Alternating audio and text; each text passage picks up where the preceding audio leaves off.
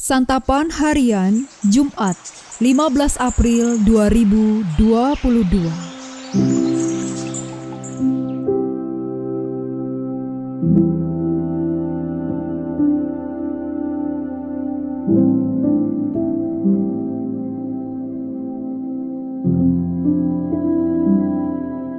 Inilah program Santapan Harian, sebuah program yang mengajak Anda menelusuri isi Alkitab, agar Anda menemukan makna firman Tuhan sesuai dengan konteksnya.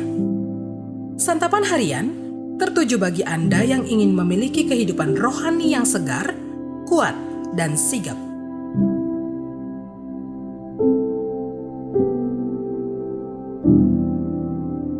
Hari ini kita akan membaca Lukas pasalnya yang ke-23, ayatnya yang ke-33 hingga ayatnya yang ke-49. Namun sebelumnya, mari kita berdoa. Dalam roh-Mu Kristus, bimbinglah kami untuk memahami kehendak-Mu yang tertulis di dalam sabda-Mu. Dalam terang firman-Mu ya Kristus Yesus, kami berserah. Amin.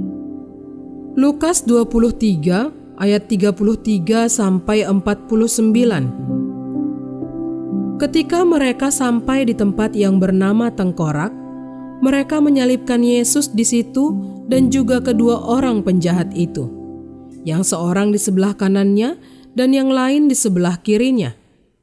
Yesus berkata, "Ya Bapa, ampunilah mereka, sebab mereka tidak tahu apa yang mereka perbuat." Dan mereka membuang undi untuk membagi pakaiannya. Orang banyak berdiri di situ dan melihat semuanya. Pemimpin-pemimpin mengejek dia, katanya, "Orang lain ia selamatkan, biarlah sekarang ia menyelamatkan dirinya sendiri, jika ia adalah Mesias, orang yang dipilih Allah." Juga prajurit-prajurit mengolok-olokkan dia.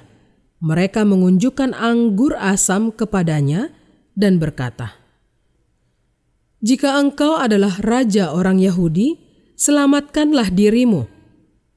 Ada juga tulisan di atas kepalanya, "Inilah raja orang Yahudi."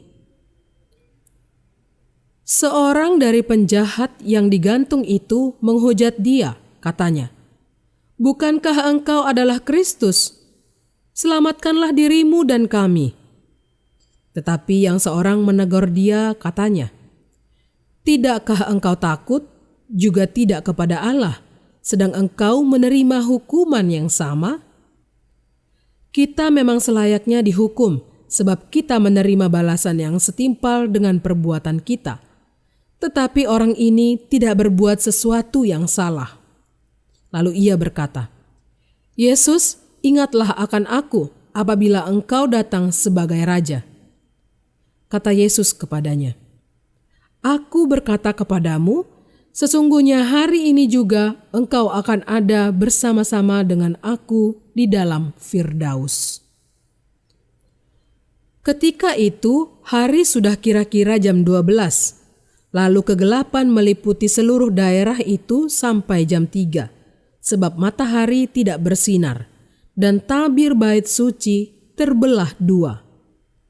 Lalu Yesus berseru dengan suara nyaring, "Ya Bapa, ke dalam tangan-Mu kuserahkan nyawaku." Dan sesudah berkata demikian, ia menyerahkan nyawanya. Ketika kepala pasukan melihat apa yang terjadi, ia memuliakan Allah. Katanya, "Sungguh orang ini adalah orang benar." Dan sesudah seluruh orang banyak yang datang berkerumun di situ untuk tontonan itu, melihat apa yang terjadi itu, pulanglah mereka sambil memukul-mukul diri. Semua orang yang mengenal Yesus dari dekat, termasuk perempuan-perempuan yang mengikuti dia dari Galilea, berdiri jauh-jauh dan melihat semuanya itu.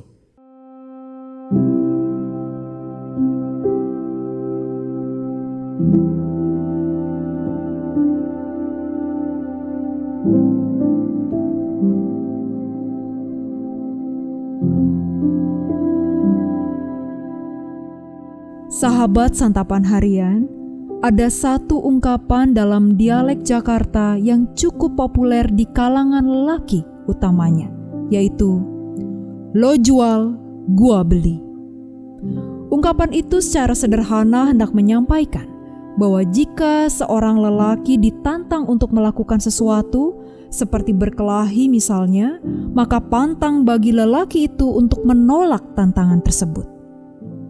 Bacaan kita hari ini juga menampilkan situasi tersebut. Para pemimpin dan para prajurit melemparkan tantangan kepada Yesus untuk membuktikan semua hal yang pernah Yesus sampaikan. Bahkan salah seorang penjahat yang disalibkan bersama Yesus pun melontarkan tantangan untuk membuktikan bahwa Yesus memang Mesias yang diutus Allah untuk menyelamatkan umat Israel. Tantangan itu disampaikan kepada Yesus bukan tanpa alasan. Mereka ingat semua yang pernah Yesus sampaikan. Bagi mereka yang menolak Yesus, peristiwa penyaliban adalah antitesis dari semua hal yang pernah disampaikan oleh Yesus. Mesias tidak mungkin mati dengan cara hina. Allah tidak mungkin meninggalkan Mesias. Jadi, ketika mereka dihadapkan pada fakta penyaliban Yesus, hal itu menggoncangkan pemikiran mereka. Tak ada cara lain yang lebih efektif untuk memancing Yesus untuk membuktikan kemesiasannya selain dengan memberikan tantangan. Terhadap tantangan itu, Yesus bergeming. Ia diam, bukan karena takut.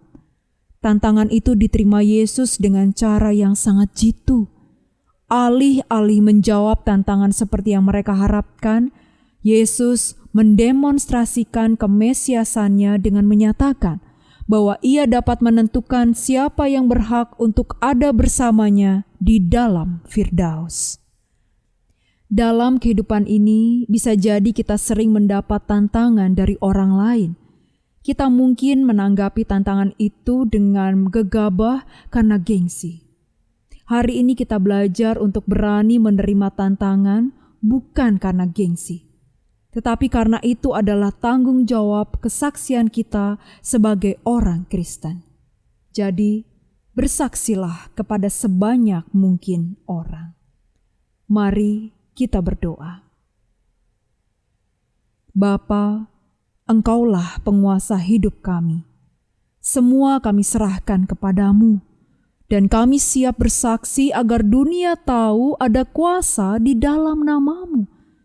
Tidak ada lagi yang perlu kami takuti, karena kasih-Mu senantiasa melingkupi hidup kami. Di dalam nama-Mu, Kristus Yesus, kami siap bersaksi. Amin.